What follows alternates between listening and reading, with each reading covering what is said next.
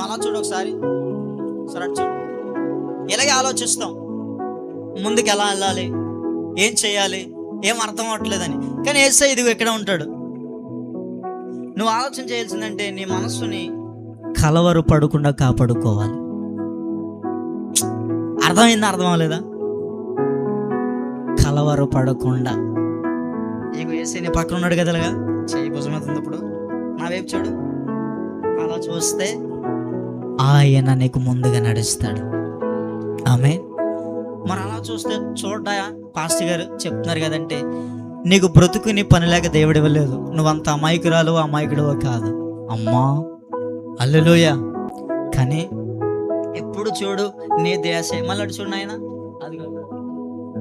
అది డబ్బు, అది బంగారం, అది నగలు, అది ఇల్లు, అది పొలం. ఇచ్చుడు ఇచ్చుడు ఇచ్చుడు ఇచ్చుడు. ఇది కారు, ఇది బండి, ఇది హెలికాప్టర్, ఇది విమానం, ట్రైన్, మనుషుల స్వభావం. హల్లెలూయా. ఎలా చూడు, ఇది ఇచ్చుడు ఇచ్చుడు ఇచ్చుడు. అన్న వీడికి కనపడుతున్నాడా? ఇక్కడ కనపడుతున్నాడా? ఓకే, అటు చూడు. అదిగో అది ఎవరు తెలుసా? బంధుమిత్రులు వాళ్ళు, మాయ, అలా చెల్లి, తమ్ముడు, బామ్మర్ది, వాళ్ళందరూ అలా. హల్లెలూయా. కానీ నిన్ను ప్రేమించేసే నీ పక్కన నీతో ఉన్నాడని నువ్వు చూడు. ఎప్పుడు వస్తావంటే వాళ్ళందరూ విడిచిపెట్టేశాక ఎటు తిరిగి ఇప్పుడు నన్ను హత్య అతుకో అతుకో, అప్పుడు వస్తావు. ఎప్పుడు వస్తావు? అందరూ చిచ్చి చచ్చే నీ దగ్గర ధనం అయిపోతే, సొగసు అయిపోతే, డబ్బు అయిపోతే, హీనం అయిపోతే, దిక్కులేని దానం అయిపోతే, దిగంబరు అయిపోతే అప్పుడు ఇక్కడికి వస్తావు.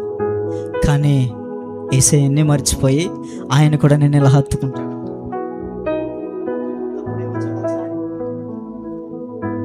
హల్లెలూయా. ఎలాగే ఉండిపోతావా?